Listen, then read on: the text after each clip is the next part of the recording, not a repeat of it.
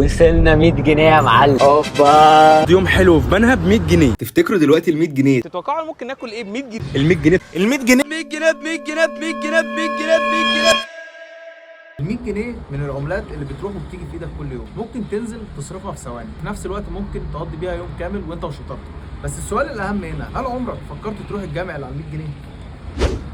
وصلت الجامع السلطان حسن. تعرف انهم استخدموا الحجاره اللي اتكسرت؟ بس ثواني، احنا ازاي وصلنا لهنا؟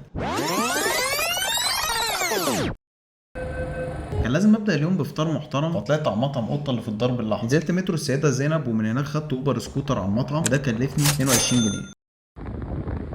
الدنيا هي النهر اللي بيجري تحت رجلينا، وكل واحد منا بيغترف منه.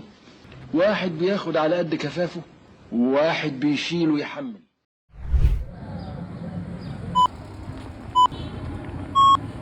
الساعة الآن تمام 7، إذاعة القرآن الكريم من القاهرة. جبت طلب فول اسكندراني وطعميتين، واحده محشيه كيري وواحده موتزاريلا وطبق بطاطس. الفول كان دايب دوب وعليه شويه زبده يخبطوا في النافوخ على طول. بالنسبه للطعميه كانت سخنه ومش شاربه زيت، والفطار ده كله كلفني 50 جنيه. بعد كده عديت الشارع لقيت قهوه بلدي في وشي، وقلت لازم نحبس كوبايه قهوه بن محوج عشان تعدل لنا الطاسه كده، ودي كلفتني 15 جنيه. بعدها فتحت جوجل ماب على المسجد اللي على 100 جنيه، جامع السلطان حسن، واتمشيته في الدرب الاحمر.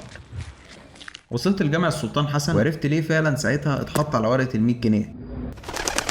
الله أكبر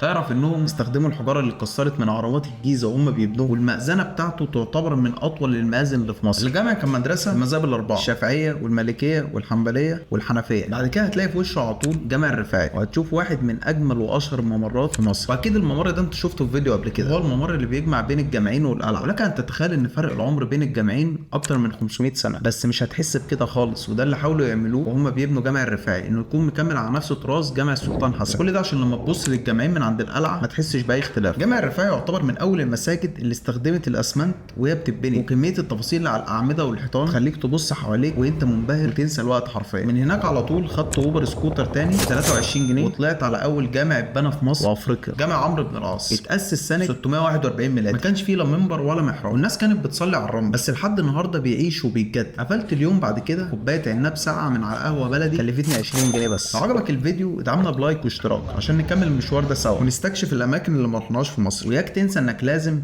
تلهم لتلهم.